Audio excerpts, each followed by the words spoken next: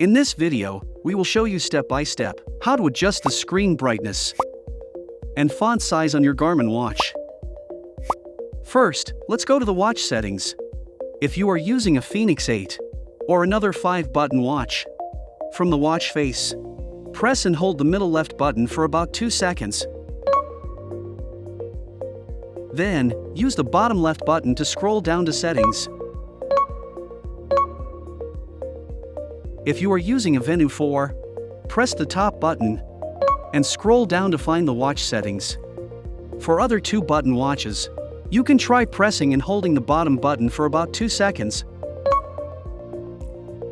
and then scroll down to find settings. The following steps are similar.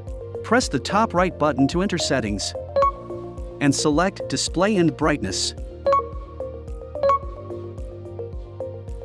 There are many display options you can adjust here. Let's go into brightness first.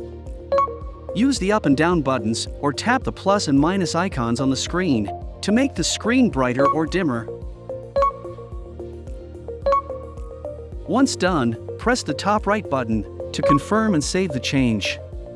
Next, scroll down to find text size. Select it to open the adjustment options.